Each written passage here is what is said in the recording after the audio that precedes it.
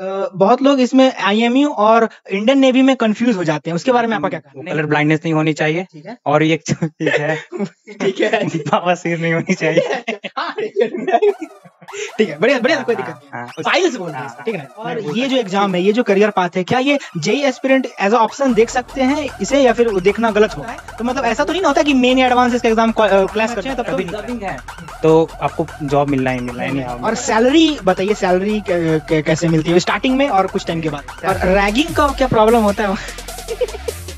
ये हंस रहे हैं तो आप आंसर गेस कर चुके होंगे पहले, लेकिन और बहुत सारा मिथ है जैसे आईएमयू को लेकर, जैसे कि यहाँ क्या होता है कि आपको 6 महीना वो काम पे रहना है, फिर 6 महीना का 6 महीना छुट्टी है। तो बहुत, और जेंडर डाइवर्सिटी के बारे में कुछ बताइए, क्या मान लड़की होती है या नहीं होती है, होती है तो क्या रेशियो होता है? कि क्या साइंस स्टूडेंट इसको एज अ करियर के रूप में देखे या ना देखें? अगर कोई लोग ऐसा लाइफ चाहते हैं जो एडवेंचरस हो, थोड़ा अलग करना चाहते हैं, अगर मान लो कोई 6 से 9 डेज जॉब वाला में सेटिस्फाइड नहीं है, वो काम नहीं करना चाहता है, प्लीज प्लीज प्लीज हमारे चैनल को सब्सक्राइब करिएगा। हम काफी मेहनत करके आपके लिए वीडियो लेकर के आते हैं और आपका एक सब्सक्राइब हमें काफी मोटिवेशन देता है।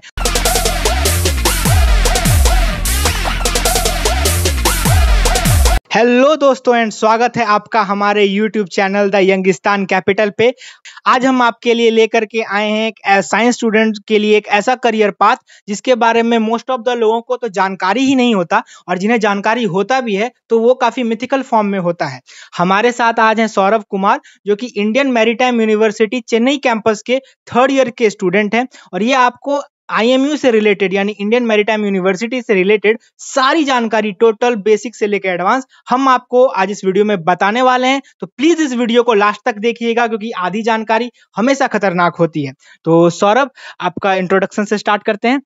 मैं cadet Saurabh Kumar ji. Indian maritime university Chennai campus 3rd year का स्टूडेंट हूँ, और अभी मैं बीएससी नॉटिकल साइंस, जो कि एक मर्चेंट नेवी ज्वाइन करने का एक कोर्स होता है, वो एक ट्रेनिंग होता है, मैं वो ट्रेनिंग कर रहा हूँ, और मेरे 12 महीने की ट्रेनिंग और बची है। तो आप कहाँ से हैं सौरभ? मैं तो वैसे आरा पीरो से हूँ, लेकिन मैंने बचपन से पटना में रहकर अपनी पढ़ाई करी है। ओके, तो ये तो था पार्ट हमारे सौरभ का इंट्रोडक्टरी पार्ट।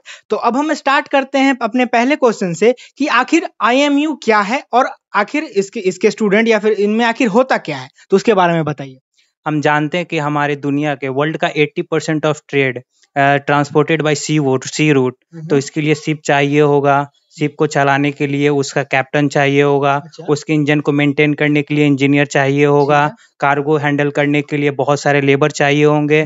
तो ये ऐसी चीज है जिसमें बिना प्रैक्टिस, बिना नॉलेज, बिना टाइम दिए हुए हम लोग ये काम नहीं कर सकते हैं। ये रेगुलर जॉब नहीं है, इसके लिए बहुत ही ज्यादा प्रैक्टिस, ट्रेनिंग की जरूरत होती है, बहुत नॉलेज की जरूरत होती है।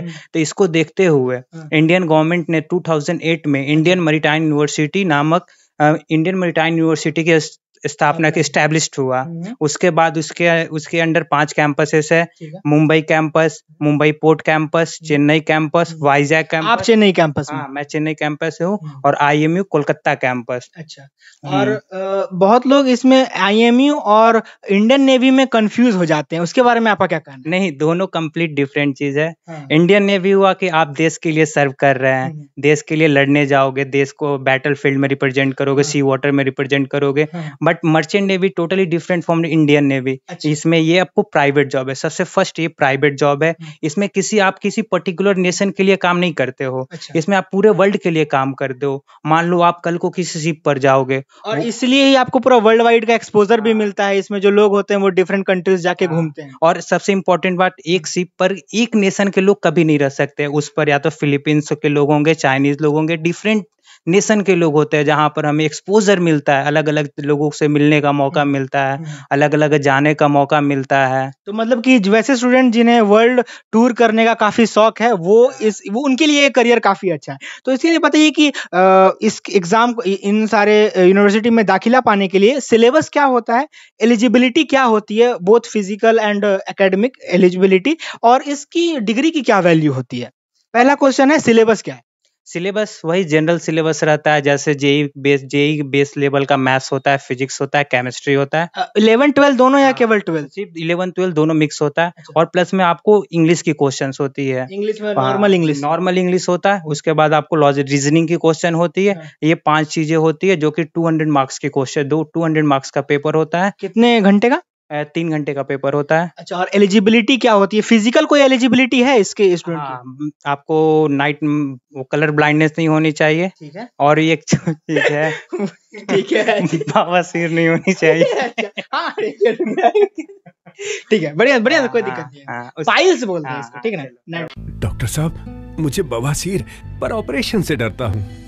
बवासीर एक आम समस्या है, इसके लिए वैद्य ऋषि का डिस्को डांसर एक सेफ और क्लिनिकली टेस्टेड। ठीक है, और इसकी एलिजिबिलिटी क्या क्या है? बोथ फिजिकल और एकेडमिक दोनों बताइए। पहले बताइए फिजिकल एलिजिबिलिटी। फिजिकल एलिजिबिलिटी में आपको किडनी स्टोन जो होता है पेट में, वो स्टोन नहीं होना चाहिए, कलर ब्लाइंडनेस नहीं होना चाहिए, और इसमें 2 चीज होता है, 6/6 आई साइट होता है। जो नॉटिकल कैडेट होते हैं, जो बीएससी नॉटिकल होते हैं, उनके लिए 6/6 आई साइट चाहिए होता है, और जो कि इंजन साइड कैडेट होते हैं, जो कि मरीन इंजीनियरिंग का कोर्स करते हैं, उनके लिए 6/9 तक चलता है, वो 6/9 तक एक्सेप्टेबल होता है। अच्छा, और एकेडमिक एलिजिबिलिटी क्या होती है इसकी? जनरल पीसीएम आपको 60% और इंग्लिश 60%, और जितना ज्यादा रहेगा आपको उतना कॉलेज में बेनिफिट मिलेगा। अच्छा, और इसकी डिग्री की क्या वैल्यू होती है? डिग्री की वैल्यू जनरल बीएससी वाली वैल्यू होती है कि और बीटेक भी? हाँ, बीटेक भी जनरल बीटेक की वैल्यू होती है। अगर आप कोर्स करते हो, मतलब इसमें 2 कोर्स होते हैं, एक बीएससी और एक बीटेक। बीटेक कोर्स होते हैं। अच्छा अच्छा। और ये जो एग्जाम है, ये जो करियर पाथ है, क्या ये JEE aspirant as a option देख सकते हैं इसे, या फिर देखना गलत होगा?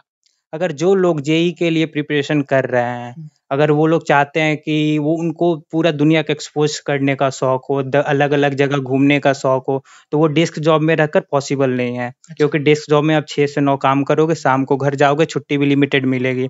इस फील्ड में है कि आप अगर शिप पर हो तो वो आपसे स्पोर्ट लीव मिलता है, पोर्ट पर जाते हो, वहां पर 1 दिन 2 दिन घूम सकते हो।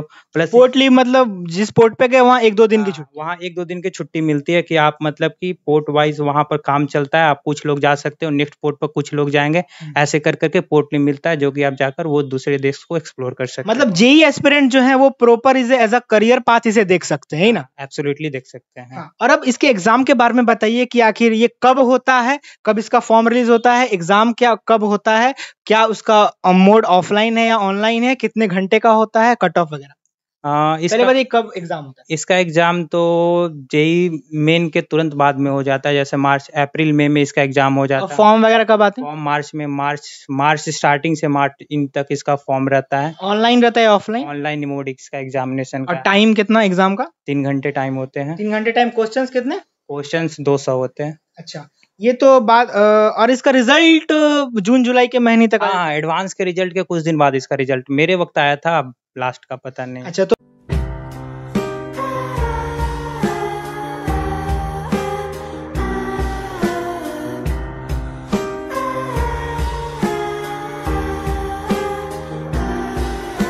मतलब कि जेई मेन और एडवांस के अगल बगल ही इसका फॉर्म रिलीज होता है, एग्जाम होता है, तो मतलब ऐसा तो नहीं ना होता कि मेन या एडवांस इसका एग्जाम क्लैश कर जाता है? कभी नहीं क्लैश करता है, इसका एग्जाम एकदम अलग डिफरेंट पर होता है। मेंस और एडवांस के बीच में कभी भी इसका एग्जाम रहता है। अच्छा, तो वैसे लोग जेई एस्पिरेंट जो मेन का फॉर्म भर चुके हैं, WBJEE भी भरते हैं, तो IMU उनके लिए एक अच्छा ऑप्शन हो जाता है, एग्जाम क्लैश नहीं करेगा। जैसे बहुत लोग एनडीए का भी फॉर्म भरते हैं, तो उसी तरह IMU CET का भी आप फॉर्म भर सकते हैं। बाकी जानकारी के लिए आप वेबसाइट विजिट कर सकते हैं।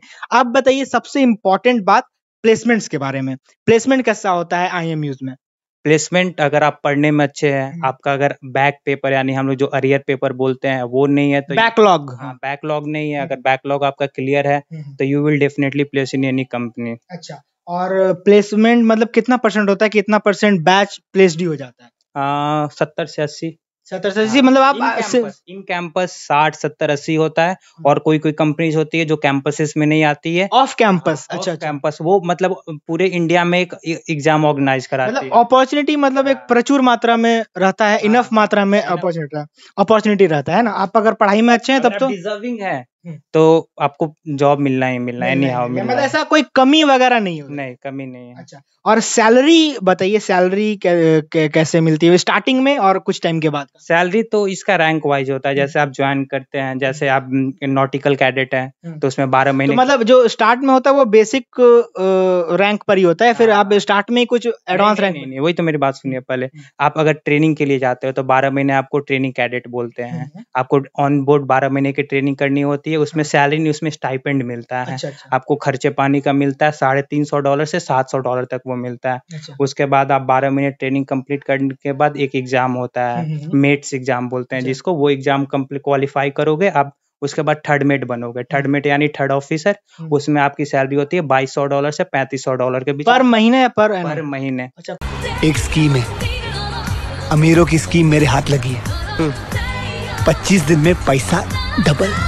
25 दिन में पैसा डबल पर महीने 2200। कैलकुलेट कर लो यार कि मतलब एक एवरेज इंजीनियर से वे हायर है इनका सैलरी, अगर आप वहां जाके सिंसियर वे में पढ़ाई करते हैं तो। हाँ, और आप क्या बोल रहे हैं? और उसके बाद आप थर्ड ऑफिसर बनते हो तो 2200 से 3500 के बीच मैंने बोल रखी है, वो कंपनीज वाइज डिपेंड करती है। आप किस वेसल्स पर है उस पर भी डिपेंड करती है। आप कंटेनर पर है तो आपको कम मिलेगी। कंटेनर मतलब क्या होता है? कंटेनर यानी जो जैसे फूड्स होते हैं, जो कंटेनर वाइज कंटेनराइज कार्गो होता है। जैसे कुछ ये आपका बुक हो गया, लैपटॉप हो गया, इस तो कंटेनर में आएंगे ना।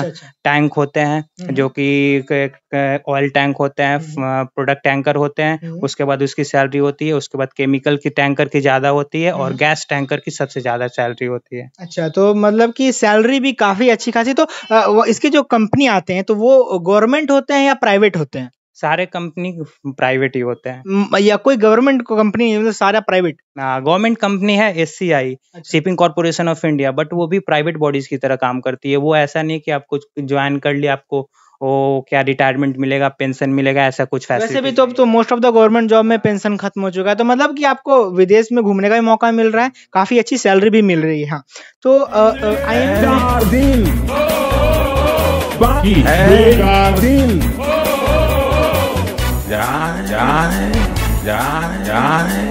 एक बात जवानी जवानी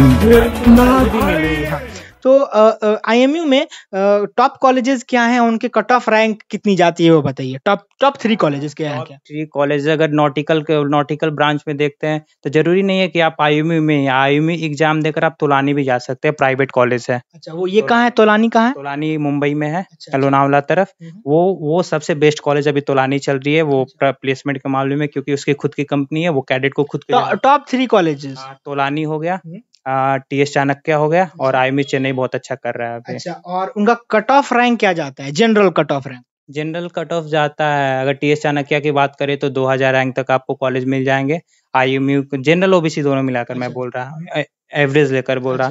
अगर चेन्नई की बात करें तो आपको 3500 रैंक तक मिल जाएंगे। और तोलानी तो वो आपको IMU एग्जाम वो कंपलसरी देना है। अच्छा, उसके बाद वो आपको रैंक लिस्ट के अनुसार वो कॉलेज आप खुद आपको वो अपना कट ऑफ निकालता है, और आप हमने उसमें आप IMU का एग्जाम दे दिए। उसके बाद IMU का एग्जाम आप क्लियर कर लिए, उसके बाद आप फिर तोलानी में जाकर अप्लाई करेंगे कि मैंने IMU CET क्लियर कर दिया है, मैं अब एलिजिबल हूँ कोई भी मैरीटाइम कॉलेज में एडमिशन लेने के लिए। एक बार आप IMU CET क्लियर कर दीजिए, फिर तोलानी का एप्लीकेशन आएगा, उसको फिलअप कर दीजिए, फिर आपका जो कट ऑफ है उस हिसाब से आपको एडमिशन मिलेगा। तो अब बात करते हैं इंफ्रास्ट्रक्चर की। IMU के जितने कॉलेजेस आप बताएं, उनका इंफ्रा कैसा है, इंफ्रास्ट्रक्चर कैसा है? मतलब इंफ्रास्ट्रक्चर मतलब एकेडमिक बिल्डिंग कैसा है, क्लासेस, हॉस्टल्स, मेस, लाइब्रेरी, ये सारा का जो सुविधा ये कैसा होता है?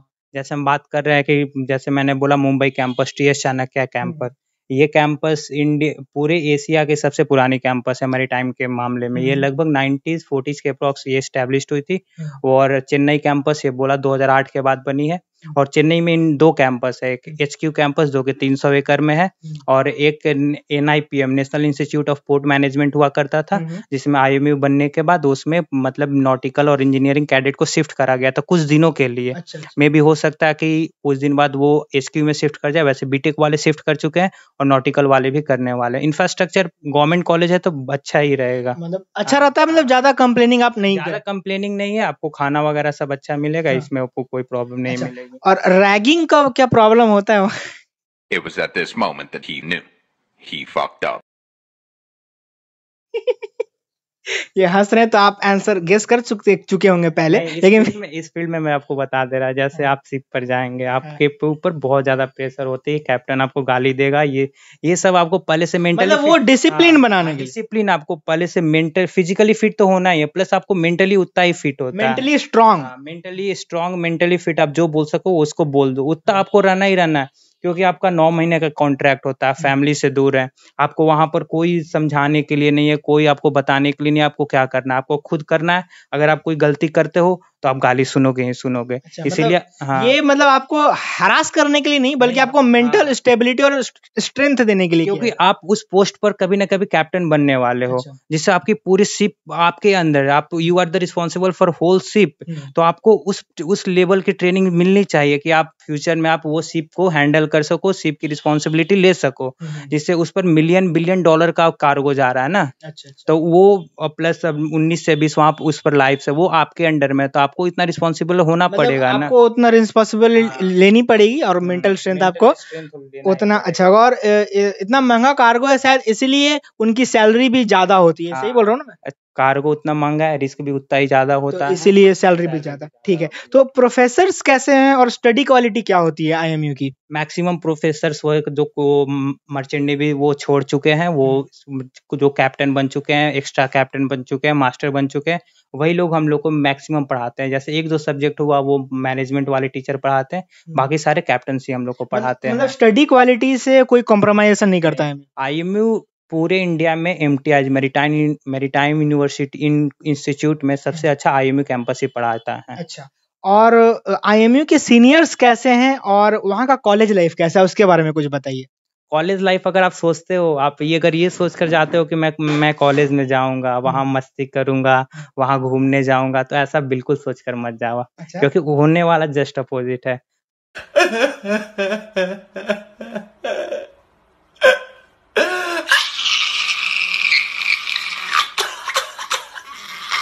फर्स्ट ईयर में फर्स्ट सेमेस्टर में आपको बाहर जाने के लिए पास चाहिए होगा, वीक में 1 दिन आपको घूमने को मिलेगा, वो भी प्रॉपर यूनिफॉर्म में आपको जाने पड़ेगा। मतलब आप कोई कॉलेज में नहीं जा रहे हो, आप ट्रेनिंग सेंटर में जा रहे हो कि आपको वहाँ प्रॉपर फॉलो करना पड़ेगा। खाना खाने के लिए भी आपको रात को टाई बेल्ट जूता पहन कर जाना पड़ेगा। आपको मतलब कि नॉर्मल लाइफ नहीं हो जाएगी वहां पर जाकर। आप अगर ये सोच कर जाते हो कि वहां पर जाकर मस्ती करेंगे, घूमेंगे, शॉर्ट्स पहनकर बाहर जाएंगे, तो ये सब भूल जाओ। आपको proper discipline, proper uniform maintain रखना ही रखना है। और ये सब होता है आपको मतलब कि फिजिकली और मेंटलिटी स्ट्रेंथ देने के लिए। अगर शिप पर जाते हो तो आप अगर पहले से अपना टाइम रूटीन अगर मैनेज नहीं करते हो, तो शिप पर जाओगे तो वॉच होता है सुबह से, मतलब कि वॉच होता है कि आप ब्रिज पर जाओगे, देखोगे कि अगल बगल कोई ट्रैफिक वगैरह नहीं है ना, तो उसके लिए आपको टाइम पर जाना है, टाइम पर उठना है। मतलब ऐसी रिस्पॉन्सिबिलिटी लेनी पड़ती है जो टाइम के लिए बहुत बहुत पाबंद होती है। अच्छा। तो इसीलिए भी आपको बहुत सिंसियर होना पड़ता है। इसीलिए ये सब चीजें हम लोग को मतलब फर्स्ट ईयर से बताई जाती है, सिखाई जाती है। मतलब वहाँ आपको डिसिप्लिन रहना है।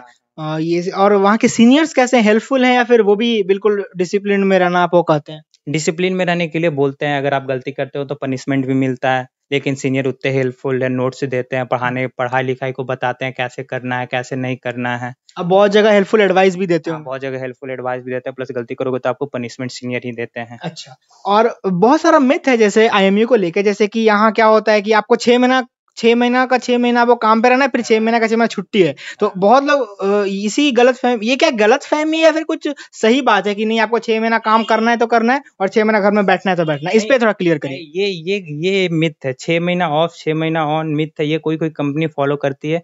आप साल में मैक्सिमम 10 महीना जहाज पर रह सकते हो आपके मन से।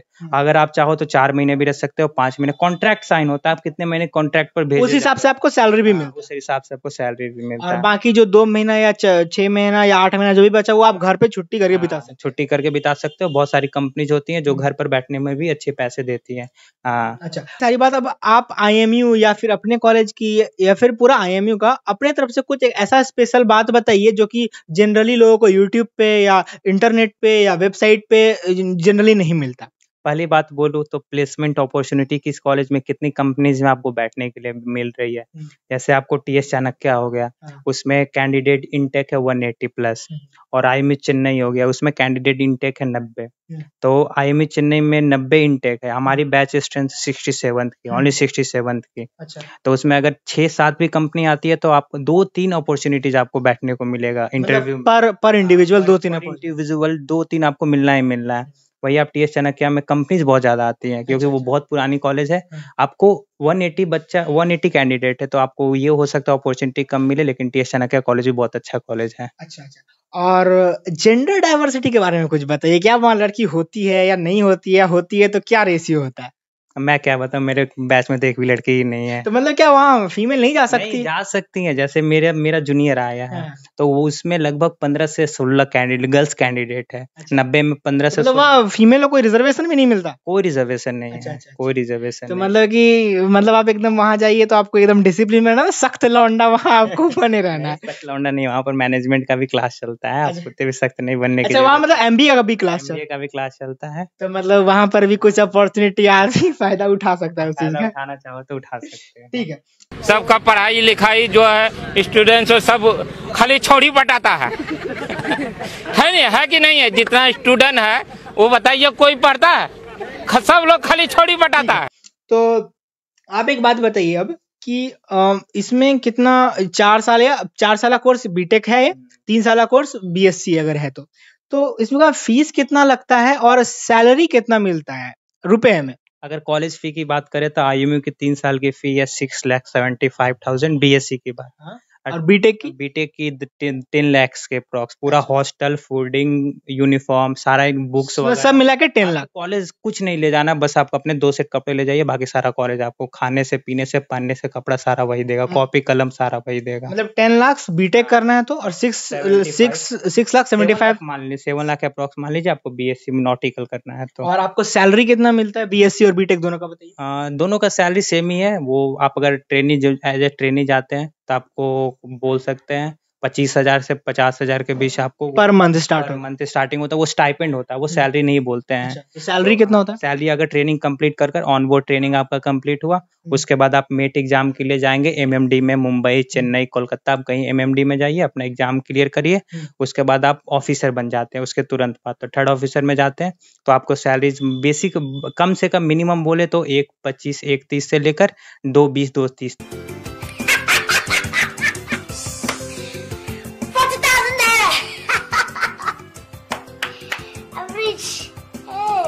तक 2 लाख 1,25 से लेके 2,30,000। और बता दूं ये इवन IIT और NIT के भी बच्चे अगर प्लेस्ड होते हैं ना तो उतना आपको जनरली नहीं मिलेगा, बहुत मतलब इक्का दुक्का बैच में उनको मिलता है, इतना उन लोग को भी नहीं मिलता है।